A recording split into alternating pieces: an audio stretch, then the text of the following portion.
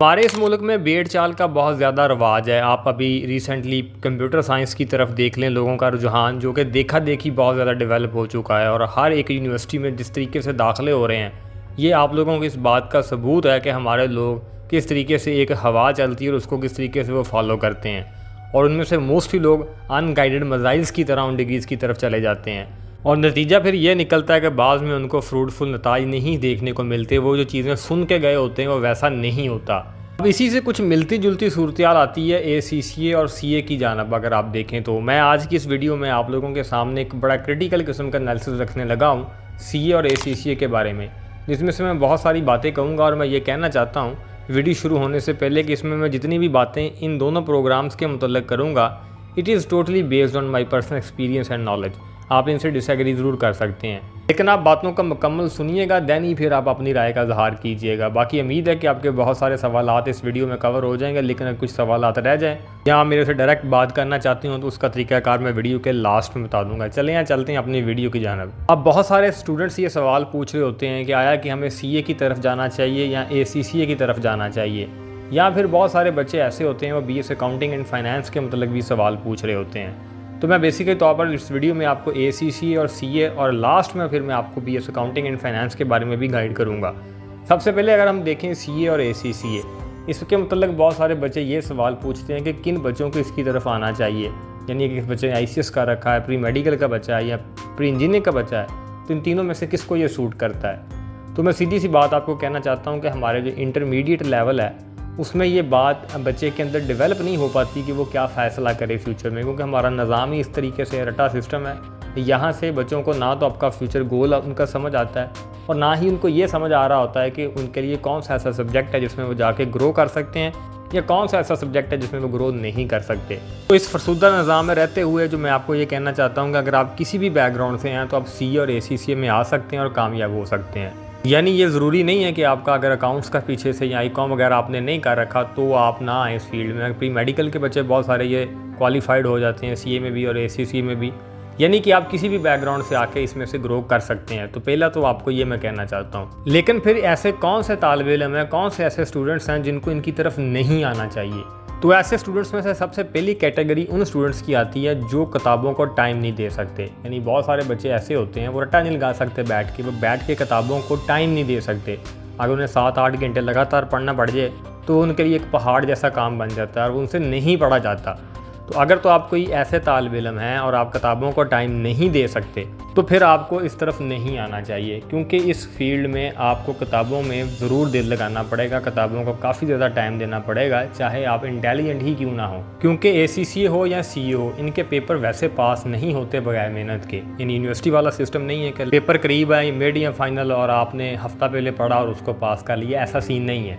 इसमें ठीक ठाक पढ़ना पड़ता है। और दूसरी उन तालिब इल्मों की मैं कैटेगरी कहना चाहता हूँ जो ज़्यादा टेक्निकली स्ट्रॉन्ग है, यानी वो ऐसा काम नहीं कर सकते जिसमें उनको पाबंद किया जाए। CA और ACCA में बिलखसूस जो जॉब्स भी आपको देखेंगे फ्यूचर में, तो मोस्टली इसमें आपका जो स्ट्रगल पीरियड है वो काफ़ी लंबा है। यानी मैं ये कह सकता हूँ चाहे आप ACCA को देख लें या CA को देख लें, तो बंदे के पास 10 साल का मार्जिन होना चाहिए। यानी एक डिकेड आपको अपनी लाइफ का स्ट्रगल की तरफ देना पड़ेगा। इसमें से मोस्टली आपको ऐसी इंटर्नशिप्स करनी पड़ जाती हैं, मोस्टली ऐसी फर्म्स में जाके काम करना पड़ जाता है जो शायद आपकी तबीयत की चीज़ें ख़िलाफ़ होती हैं।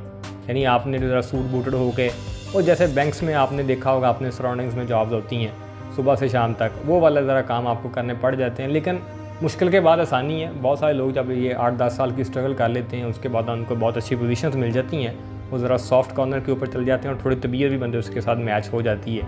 लेकिन ऐसे बंदे जिनको ये सारा कुछ नहीं पसंद, उनको कुछ ऐसा काम करना पसंद है, जैसे मोस्टली बच्चे कंप्यूटर साइंस में इस वजह से आ रहे हैं कि वो आपको कारोबार करने के भी मौके देता है। उस फील्ड में ग्रो करने की बहुत सारी फैसिलिटीज़ आपके पास मौजूद हैं, बहुत सारे ऐसी ऑप्शंस हैं जो कि आपको बाकी फील्ड्स में नज़र नहीं आती। अलबत्ता ये ऑप्शन उन्हीं बच्चों के पास होती हैं जिनके पास कोई विजन होता है, किसी विजन को लेके वो उस डिग्री में आ रहे होते हैं। इसी तरीके से CA और ACCA में ये मैं आपको कह सकता हूँ कि इसमें उतना ज़्यादा आपको ऑप्शंस नहीं मिलती। और पाकिस्तान जैसे मुल्क में मैं आपको ACCA करने से तो वैसे ही मना करूँगा। इसमें CA आप ज़रूर कर सकते हैं, ACCA को आप तब चूज़ करें अगर आप अब्रॉड जाना चाहते हैं। तो ये क्लियर कट मैसेज है और ये मैं आपको साफ साफ कहना चाहता हूँ कि अगर आप लोग पाकिस्तान में रहना चाहते हैं और फ्यूचर में यही जॉब करना चाहते हैं तो देन आप कभी भी ACCA ना करें, आप CA की तरफ ही आएँ। क्योंकि सीए में ही कुछ आपको चीज़ें बेहतर देखने को मिलेंगी, क्योंकि हमारे यहाँ मोनोपोली वाला सिस्टम बड़ा है और यहाँ पे मोस्टली जो फर्म्स हैं वो आजकल एसीसी वालों को पुश नहीं कर रही। अनफॉर्चुनेटली सीए वाले ही पुश हो रहे हैं। बाकी इस वीडियो में मैं आपको फ़ी स्ट्रक्चर या पेपर कौन कौन से होते हैं वो तो नहीं बताऊंगा, वो तो आपको ऑलरेडी बहुत सारी वीडियोस में मालूमात होंगी। अब दूसरा पॉइंट मैं ये बताना चाहता हूँ कि बहुत सारे लोग ये भी सवाल करते हैं कि सर क्या सीए करने के बाद रेफरेंस सिस्टम चलता है, यानी जॉब इसमें भी रेफरेंस सिस्टम से ही मिलती है, या आपने किसी बड़ी फर्म में अगर आर्टिकलशिप करनी हो तो उसके लिए भी रेफरेंस चलता है? तो इसका आंसर है बिल्कुल यस।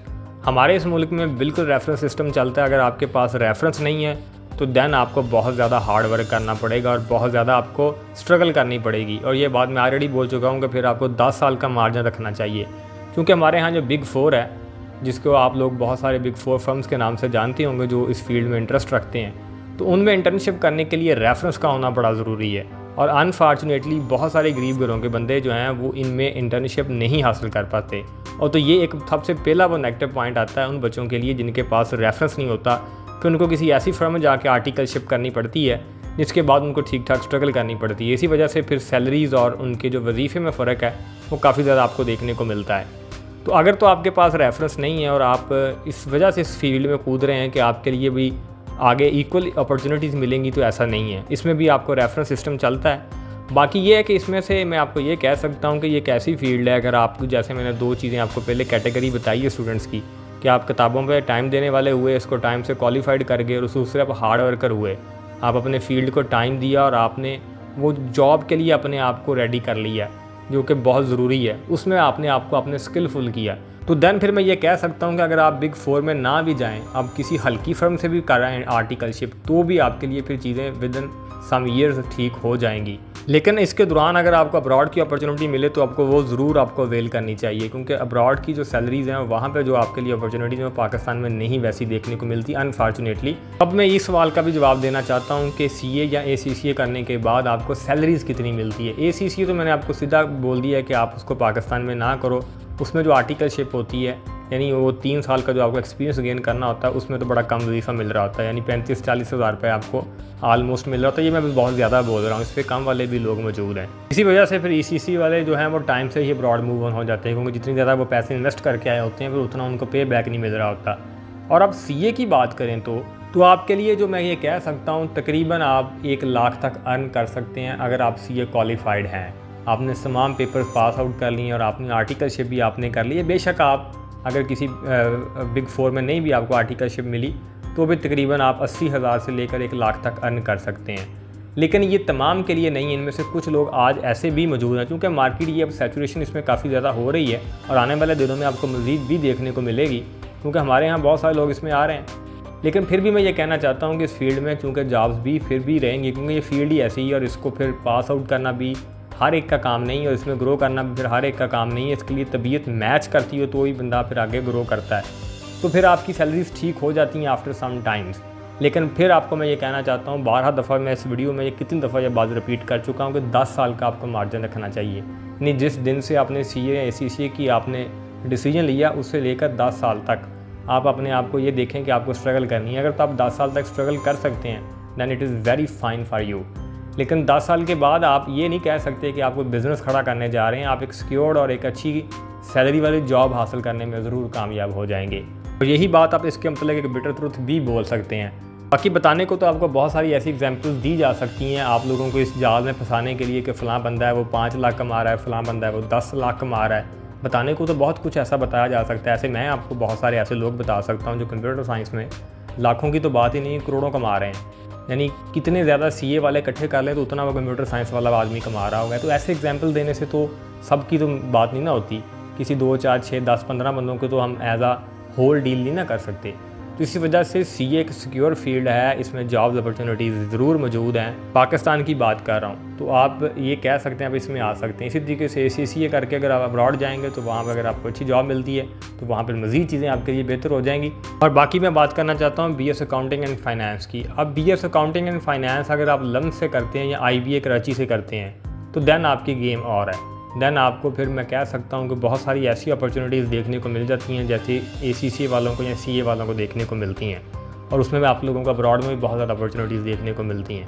लेकिन उसके बाद अगर आप बाकी जितनी भी यूनिवर्सिटीज़ हैं उनकी तरफ देखें और वहाँ से अगर आप BS अकाउंटिंग एंड फाइनेंस करें, मोस्टली यूनिवर्सिटीज़ की बात करना चाहता हूँ, उनमें से कुछ गवर्नमेंट सेक्टर्स की भी हैं, यानी आप जिन्हें मेडियोकर यूनिवर्सिटीज़ बोलते हैं, वहाँ से करेंगे तो आपको बहुत सारी फर्म्स में जॉब तो ज़रूर मिल सकती है, लेकिन वो आप एक कह लें कि एक क्लर्क वाला काम है वहाँ पे आप कर रहे होंगे, जिसमें आपकी ऐसा जो ग्रोथ नहीं होगी और उनकी सैलरीज भी उतनी अच्छी नहीं होती। यानी मैं ऐसे बहुत सारे लोगों को जानता हूँ जो अभी भी BS अकाउंटिंग एंड फाइनेंस करने के बाद 30-35 हज़ार रुपये में जॉब कर रहे हैं और काफ़ी सालों से वो फंसे हुए हैं और उसमें बड़ी आप कह लें स्लो प्रोग्रेस है। तो BS अकाउंटिंग एंड फाइनेंस आपके लिए ज़रूर रिकमेंडेड हो जाता है अगर आप किसी अच्छे अदारे से करके आएँ, देन आप फिर अब्रॉड चले जाएँ, देन आप उसमें भी आपको बहुत सारी अपॉर्चुनिटीज़ मिल जाती हैं। या इवन दो बहुत सारे लोग ऐसे हैं जो BS अकाउंटिंग एंड फाइनेंस करके फिर CA की तरफ आ रहे होते हैं। तो मेरे ख्याल में आपको अगर CA करना है तो वो आपको पहले से ही इसका फ़ैसला करना होगा और टाइम से इसकी तरफ आना चाहिए। आई होप सो कि आपके बहुत सारे सवाल इसमें क्लियर हो गए होंगे। बाकी जो फ़ीस स्ट्रक्चर की बात करते हैं कितना खर्चा होता है, तो ACCA में ऑलमोस्ट आपका कह लें कि 1.5 मिलियन तक खर्चा हो जाता है और CA में आप कह सकते हैं कि 7 लाख 8 लाख तक आपका हो जाता है खर्चा। बाकी वीडियो अच्छी लगी हो तो वीडियो को लाइक करें, चैनल लाजमी सब्सक्राइब करें और मेरे से बात करने के लिए आप हमें इंस्टाग्राम के ऊपर अप्रोच कर सकते हैं। इंस्टाग्राम का अकाउंट बिल्कुल इसी नाम से मौजूद है जिस नाम से यूट्यूब चैनल मौजूद है, वहाँ पे आप आके अपनी कॉल बुक करवा सकते हैं, जिसकी बहुत थोड़ी सी फ़ीस है और फ़ीस सिर्फ इसलिए रखी है कि सिर्फ सीरियस बच्चे हैं। Thank you.